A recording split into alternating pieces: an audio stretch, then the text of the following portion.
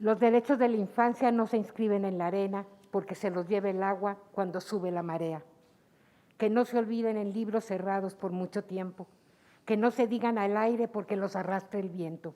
En todos los corazones que queden siempre grabados, estos son nuestros derechos, nunca deben olvidarlos. El derecho a la igualdad y a tener identidad, a sentirse protegido y a vivir en bienestar. Que tenga el que necesite una especial atención y que no falte el respeto, el amor y la comprensión. Que estén siempre asegurados la salud y la educación. Que seamos los primeros, si hace falta, protección. Mónica Travaso, estos son nuestros derechos.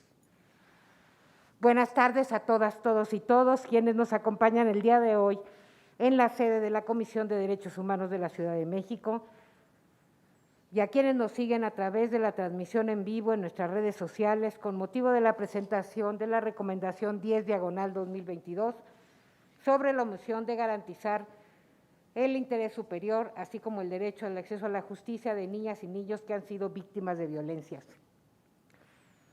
Doy la bienvenida al consejero Cristian Rojas Rojas.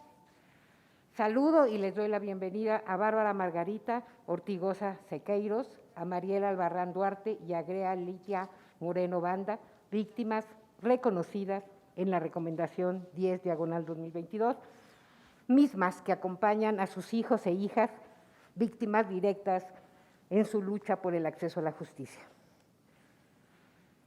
La Convención de los Derechos del Niño entró en vigor en nuestro país en 1990. Años después, en el 2011, el contenido de esa convención se incorporó en nuestro bloque constitucional como obligatorio para todas las instituciones y autoridades. Por su parte, la actual Ley General de Derechos de Niñas, Niños y Adolescentes está vigente desde el 2014 y cada entidad federativa, incluida la Ciudad de México, cuenta con una legislación armonizada en la materia.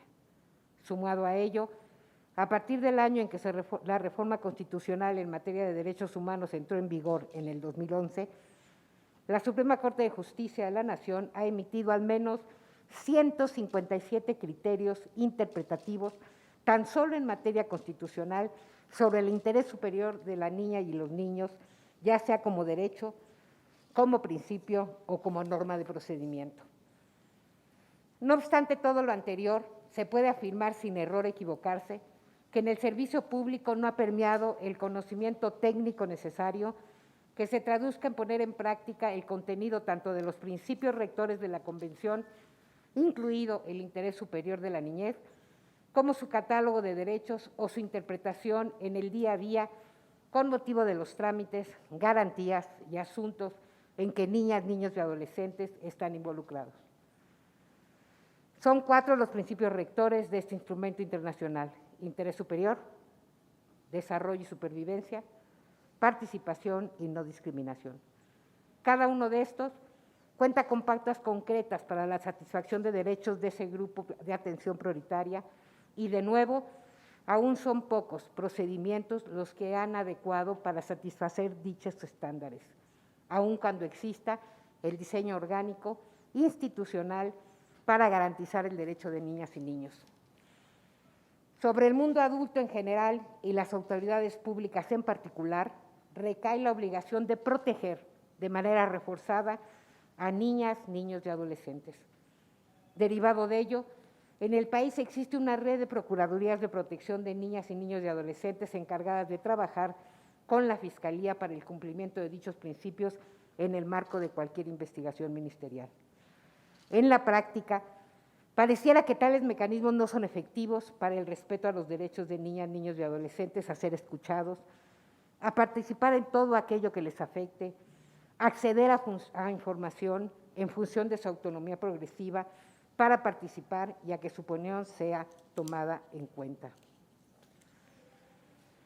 Esta no es una lista de buenos deseos, son derechos a lo que les corresponden mecanismos concretos para hacerles reales. Por ejemplo, cuando decimos que niñas y niños tienen derecho a que su interés superior sea tomado como consideración primordial en cualquier asunto y ante cualquier decisión en que están involucrados, implica en términos concretos, en caso por caso, que la autoridad determine ese interés superior como parte de una norma de procedimiento. ¿Cuáles son los elementos contextuales del niño o la niña en el caso concreto? ¿Cuál es la relación de cada hecho y elemento contextual con cada uno de los principios de la Convención? ¿Qué derecho específico se busca proteger con la decisión de la autoridad a tomar? ¿Cuáles son las repercusiones negativas o positivas que la decisión en particular tiene en esa niña o ese niño? ¿Cuáles son las garantías procesales con las que se cuenta el marco jurídico para protegerle? ¿Cuál es la preponderancia de cada uno de estos criterios y de la decisión misma con los mismos intereses de estos niños, niñas y adolescentes frente a otras consideraciones y con base al contenido del derecho? ¿Y a qué decisión llegó la autoridad con base a todo lo anterior en el caso concreto? Ese recorrido, preciso de cuestionamientos, es que la autoridad ministerial tuvo que haber agotado para justificar la decisión adoptada en cada uno de los casos y etapas del proceso que involucró a las 5 víctimas directas, 3 niños y 2 niñas. Tales requisitos para la determinación del interés superior de niñas y niños como norma de procedimiento en la observación general número 14, emitida ya hace 9 años por el Comité de Naciones Unidas que interpreta la Convención. ¿Cuál es la causa si no es la falta de normas y directrices, de la omisión generalizada de la autoridad por relacionarse con niñas y niños sin importar como verdaderos titulares de derechos? La causa es la prevalencia del adultocentrismo. ¿Qué se requiere, además de una convención, 2 constituciones, la federal y la local, de la caracterización de niñas y niños como un grupo de atención prioritario, de muchos criterios interpretativos sobre el interés superior, de una ley general de derechos de niñas, niños y adolescentes y su equivalente en las entidades, en otras medidas para considerar que la obligación y derechos depositados en todos esos procedimientos realmente deben cumplirse? Pienso que se requiere de voluntad, seguida de honestidad y sencillez para reconocer si se desconocen los procedimientos para garantizar los derechos de niñas y niños. Esa voluntad y honestidad deben acompañarse de empeño para emprender los esfuerzos necesarios para subsanar el desconocimiento y honrar la voluntad, sumada a su obligación como funcionario y funcionarias. Los casos documentados en la Recomendación 10/2022 dan cuenta de la omisión en el cumplimiento de las obligaciones del Estado. En ellos se hace evidente que las víctimas no contaron con los apoyos institucionales adecuados y suficientes para que las autoridades investigaran con un enfoque de derechos humanos diferencial, de debida diligencia reforzada y bajo la perspectiva de género e interés superior de la niñez. Así tampoco realizaron un análisis de contexto en el que sucedieron tales omisiones. La inacción de la autoridad condujo a sumar agravios innecesarios a la esfera de los derechos de niñas y niños, víctimas directas reconocidas en esta recomendación. Aprovecho la emisión de este documento para reiterar algo que aunque es obvio, es constantemente desestimado por personas servidores públicas de todos los niveles jerárquicos y ámbitos de poder. Las niñas, niños y adolescentes tienen derechos a ser protegidos, a ser considerados de manera primordial, a ser escuchados, a expresar su opinión y sus preocupaciones libremente conforme a su edad y necesidades particulares, a no ser revictimizados, a vivir libres de violencia, en suma, a que las y los adultos a su alrededor protejan su desarrollo presente para asentar las condiciones necesarias que favorezcan su buen estado en la actualidad y en el futuro. Insisto, han pasado 11 años en el que el Estado mexicano realizó las reformas para integrar el interés superior de la niñez al propio texto constitucional, estableciéndolo como una obligación del Estado, el velar y cumplir la observancia de tal principio en sus decisiones y actuaciones. Ningún operador jurídico, ninguna persona tomadora de decisiones, ninguna persona servidora pública, ninguna autoridad ministerial o judicial deberían desestimar o desconocer la implicación que tiene en su actar la introducción de ese principio en el sistema jurídico nacional. Son conocimientos de técnica jurídica que no podemos darnos el lujo de ignorar. En este sentido, se llama a dejar esta visión adultocéntrica que se mantiene a niñas y niños en procesos revictimizantes y agotadores por la búsqueda de verdad y justicia, y por el contrario, se hace un llamado a visibilizar las voces de nuestras infancias y a poner valor a sus ideas, propuestas, sentimientos, para avanzar así en el reconocimiento de que ellas y ellos son sujetos de derecho y se encuentran en el centro de los procedimientos. Por último, quiero reconocer a las mamás que nos acompañan, identificadas como víctimas indirectas en el presente instrumento, por dar un paso hacia adelante en su obligación de proteger a sus hijos e hijas, a pesar de los obstáculos que han enfrentado. No se pueden ni se deben descontextualizar tales obstáculos del evidente desequilibrio del poder fáctico en que se enfrentan para que sus hijas e hijos accedan a la justicia. Dinámica que se encuentra además enmarcada en un contexto de violencias de género.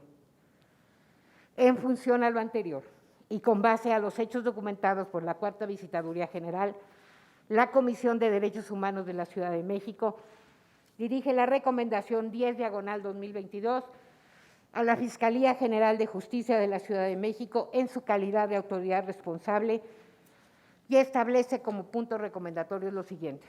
Primero, coadyuvar con la CEAVI a fin de que las niñas y niños reconocidos en el presente instrumento recomendatorio como víctimas directas queden inscritas en el registro de víctimas de la Ciudad de México. De igual manera, promover e impulsar ante esa comisión ejecutiva que las medidas de ayuda inmediata, asistencia, atención e inclusión sean proporcionadas a las víctimas. Segundo, coadyuvar y dar seguimiento para que la CEAVI integre los expedientes correspondientes de las víctimas directas reconocidas en la presente recomendación, con el fin de que esa comisión ejecutiva proceda a la determinación de los planes de reparación integral conforme a los parámetros establecidos y atendidos a los principios de máxima protección, debida diligencia y no victimización secundaria. Tercero, bajo el principio de debida diligencia y su deber reforzado de protección, la Fiscalía realizará las siguientes acciones encaminadas a que las víctimas directas ejerzan su derecho a la verdad y a la justicia para que los delitos cometidos en su contra no queden impunes. Presentará a las víctimas directas y a esta comisión el plan integral de investigación para cada una de las indagatorias indicadas que se integran aplicando la perspectiva de infancia, género, interés superior, interseccionalidad, enfoque diferencial y especializado durante el proceso de integración y atención de los casos hasta su judicialización. Establecerá un cronograma de reuniones periódicas para cada uno de los casos que se investigue, con el fin de que el personal ministerial a cargo del informe a las víctimas directas sobre los avances en las indagatorias conforme a la ruta establecida en su plan de investigación para su judicialización. El personal ministerial orientará a que se practique a las víctimas directas las valoraciones de riesgo necesarias de manera periódica con el fin de que las medidas de protección ordenadas a su favor sean acordes e idóneas a la evolución de la situación de riesgo documentada en cada caso específico, y ordenará a la Procuraduría de Protección de Niñas, Niños y Adolescentes de la Ciudad de México su intervención y su apoyo para que coadyuve en la valoración y seguimiento de las mismas. Gestionará que se asigne a las víctimas directas e indirectas una persona asesora jurídica para que asista durante todas las etapas que integran el proceso penal e informará a la Procuraduría de Protección para que participe como representante coadyuvante con el fin de que ejerza su función protectora en la determinación del interés superior. Cuarto, remitirá al órgano interno de control de esa Fiscalía el presente instrumento con el objeto de que sean incorporados los expedientes administrativos que se encuentren en trámite en relación a los casos. Quinto, dará vista del contenido de la presente recomendación a la Fiscalía la investigación de los delitos cometidos por servidores públicos a fin de que se inicien las indagatorias por las irregularidades en que ocurrieron las personas servidoras públicas en contra de las víctimas reconocidas en los casos. Sexto, dará vista a la Fiscalía de investigación de los delitos cometidos por servidores públicos a fin de que se inicien las indagatorias por irregularidades en las que incurrieron los servidores públicos. mismas que deberá diseñar un plan de investigación relacionado con los hechos acreditados en el presente instrumento recomendatorio, el cual deberá contemplar lo siguiente: que el proceso de investigación se desarrolle bajo los estándares de debida diligencia y su deber reforzado de protección a derechos para que las conductas sean investigadas de manera seria, imparcial y efectiva, que las diligencias que se definan en dicho plan estén orientadas a materializar y garantizar que el proceso penal se conduzca salvaguardando los derechos de las víctimas, un cronograma de reuniones periódicas para cada caso con el fin de que el personal ministerial informe a las víctimas sobre los avances de sus investigaciones. Séptimo, la Fiscalía elaborará y entregará una carta institucional de disculpa dirigida a cada una de las víctimas directas. Dichas cartas deberían realizarse con un lenguaje claro, sencillo y comprensible, acorde a su edad y a las circunstancias del caso, y en el formato deberá ser acordado por esta comisión. Octavo, la Fiscalía diseñará un instrumento especializado para que la investigación de los casos de violencia cometida con niñas, niños y adolescentes se desarrolle atendiendo los estándares de debida diligencia reforzada, protección especial en investigación y procesos penales en caso de violencia en perjuicio de niñas, niños y adolescentes, debe ser no revictimizante, seguridad jurídica y debido proceso. Dichos estándares consideran como mínimo lo siguiente: la adopción de medidas especiales para garantizar la participación efectiva de niñas, niños y adolescentes en el proceso penal, practicar las diligencias y peritajes estrictamente necesarios, los cuales deberán ser acordes a la edad del desarrollo evolutivo, cognitivo y demás ser explicados en un lenguaje sencillo y claro. Evitar todo momento la presencia de interacción de niñas y niños y adolescentes con la persona o personas señaladas como agresores. Incorporar la obligación de que las declaraciones, entrevistas, exámenes y médico-forenses, pericias psicológicas y o psiquiátricas sean llevadas a cabo de forma ajustada a las necesidades de niñas, niños y adolescentes víctimas por técnicos profesionales especializados. Solicitar la intervención de la Procuraduría de Protección de Niñas, Niños y Adolescentes de la Ciudad de México para la determinación del interés superior de la niñez a lo largo de procesos penales y efectiva protección y restitución de los derechos. En estos momentos, la Comisión de Derechos Humanos de la Ciudad de México está haciendo entrega de la Recomendación 10/2022 a la autoridad responsable. A partir de ahora, esta comisión dará seguimiento puntual con expectativa de su aceptación. Es preciso decir que, dado que las víctimas directas en esta recomendación son niñas y niños, esta comisión preparó para ellas una versión en lectura fácil presente en el instrumento recomendatorio, la cual me permitiré leer y las cuales serán entregadas a ustedes para que ustedes, por favor, la entreguen a sus hijas e hijos. Recomendación 10/2022 sobre el interés superior y la justicia para niñas y niños. Soy Nacheli Ramírez Hernández, dirijo una institución que se llama Comisión de Derechos Humanos de la Ciudad de México. En cada estado de la República hay una institución como esta. Nos encargamos de defender los derechos humanos de todas las personas. Mi equipo y yo defendemos los derechos humanos en la Ciudad de México. Las personas necesitamos los derechos humanos para que nuestro cuerpo, nuestra mente y nuestro corazón estén bien. Por ejemplo, todas las personas necesitamos comer para vivir y por eso tenemos el derecho a la alimentación. Todas necesitamos aprender para entender cómo funciona el mundo y por eso tenemos derecho a la educación.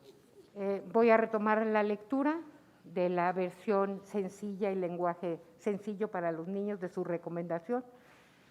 Esto que acabamos de vivir ahorita es solamente un ejemplo de todo lo que las mamás de estos niños y estas niñas han vivido y han trabajado durante todos estos años. Esta recomendación va dirigida directamente a los niños y a las niñas por su interés superior, pero atrás de ellos y junto a ellos están sus tres mamás que, como ven y como ustedes han constatado, han tenido un camino tortuoso y largo para exactamente hacer prevalecer el derecho de sus hijas y de sus hijos. Retomo. Las personas necesitamos los derechos humanos para que nuestro cuerpo, nuestra mente y nuestro corazón estén bien. Por ejemplo, todas las personas necesitamos comer para vivir y por eso tenemos el derecho a la alimentación. Todas necesitamos aprender para entender cómo funciona el mundo y por eso tenemos derecho a la educación.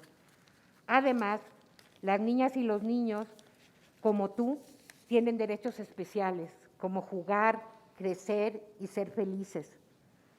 Todos esos derechos se mencionan en las leyes, que son documentos en los que se dice lo que se puede hacer para vivir en paz y también lo que no se debe de hacer. Es decir, las leyes son las reglas de los que los adultos pueden y lo que no pueden hacer para que las personas estemos bien.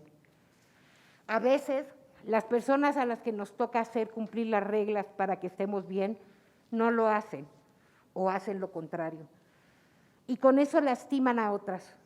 Si eso pasa, cualquier persona, sin importar su edad, puede venir a la comisión a quejarse de las autoridades que no cumplieron con su obligación. Las niñas y niños pueden venir y quejarse solitos con nosotros, pero muchas veces sus mamás, sus papás o personas que los cuidan, los apoyan y acompañan a hacerlo o lo hacen en lugar de ellos. En la comisión escuchamos esas quejas, tomamos nota y nos ponemos a investigar qué pasó. Si encontramos que una autoridad, una institución y las personas que trabajan en ella no cumplen con las reglas, hacemos un escrito para decirle a su autoridad qué hizo mal y cuáles fueron las consecuencias.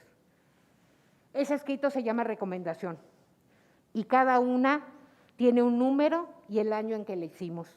También dice a quién le hizo daño la autoridad por no cumplir las reglas y en qué les afectó. En la comisión hicimos una recomendación para ti.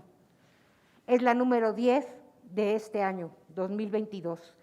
La hicimos para 3 niñas y 2 niños, entre los cuales te encuentras tú. Hace unos meses, sus mamás nos contaron que una autoridad que se llama Fiscalía no estaba haciendo su trabajo de averiguar cómo te sentías con lo que pasaba en tu casa y en tu familia. La Fiscalía es la autoridad que se encarga de averiguar si una persona dañó a otra al hacer o al dejar de hacer algo. Cuando se trata de niñas y niños y adolescentes, esa Fiscalía tiene que hacer más esfuerzos para averiguar por qué, cuando eres una persona menor de edad, tienes derecho a que te traten con más cuidado y las personas adultas tenemos la obligación de protegerte. Como las mamás de niñas y niños, también la tuya, se quejaron de que si al averiguar la Fiscalía no puso ese cuidado extra en ti y eso te afectó, esta comisión se puso a investigar si eso había pasado. Al investigar, la comisión le pidió información a la Fiscalía, también le pidió a algunas personas que trabajan con nosotros para que te preguntaran a ti cómo estabas y cómo te sentías por las formas en que te trató la Fiscalía y por lo que pasaba en tu casa. Después de juntar toda esa información de la investigación, esta comisión llegó a la conclusión de que la Fiscalía sí cometió algunos errores que te afectaron y por eso decimos que algunas personas de la Fiscalía no respetaron tus derechos. Al interés superior de niñas y niños, que quiere decir que tienes derecho a que te protejan y a que te escuchen para que las personas adultas tomen la mejor decisión para que tú estés bien, y acceder a la justicia, porque cuando alguien se queja de que le hicieron daño, una autoridad tiene que investigar bien. Por lo tanto, escribimos esta recomendación que cuenta lo que te pasó a ti y a las otras niñas y niños en la Fiscalía mientras averiguaban si ustedes estaban cómodos y tranquilos en hogares y con sus familias. En el escrito de la recomendación, la comisión le pide a la Fiscalía lo siguiente. 1. Que te anoten a ti y a los demás niñas y niños y a las mamás de todos en el registro de personas afectadas por alguna mala actuación de autoridades. 2. Que les apoyen a ustedes en lo que necesitan para ayudarles a olvidar el daño que les hicieron. 3. Así como tú pides disculpas cuando haces algo que lastima a otra persona, nosotros le pedimos a la Fiscalía que te haga una carta en la que te diga que cometió algunos errores. 4. Le pedimos a las autoridades que hagan un plan en el que te expliquen cómo van a investigar lo que pasó con tu familia. 5. que de ahora en adelante deben escuchar con mayor atención a niñas y niños como tú. Y también se le pide que siempre haya personas especialistas en atender a niños y niñas. Espero que con todo esto, tú y los otros niños y niñas de esta recomendación se sientan mejor. Si lo necesitan, pueden llamarme a los teléfonos tales y también pueden mandar un Twitter. Así lo determina y firma Nacheli Ramírez Hernández, presidenta de la Comisión de Derechos Humanos de la Ciudad de México. Agradeceré que a través suyos les hagan llegar a sus hijas y a sus hijos su recomendación. Agradezco al personal de la comisión que bajo la dirección de la Cuarta Visitaduría General llevó a cabo la investigación y determinación de las violaciones a derechos humanos que motivan la recomendación hoy presentada y emitida. Asimismo, reconozco las aportaciones vertidas por otros equipos de trabajo de este organismo público protector de derechos, como la Secretaría Ejecutiva, la Dirección Ejecutiva de Seguimiento y la Dirección de Atención Psicosocial. Agradezco a la Dirección Ejecutiva de Promoción y Agendas y a la Dirección de Administración por la realización de este evento también. De manera especial, reconozco a Bárbara Margarita, a Mariel y a Grea Litaí, víctimas indirectas en el presente instrumento recomendatorio, por la confianza depositada en esta institución para la atención, investigación, documentación y determinación de las violaciones de los derechos documentados en contra de sus hijas y sus hijos. Sabemos que este no es el final del proceso para el acceso a la justicia y reparación del daño, sin embargo, en el proceso necesario para su materialización, por lo que desde esta comisión se les dará seguimiento en el cumplimiento de los puntos recomendatorios en comento y se les acompañará. Muchas gracias.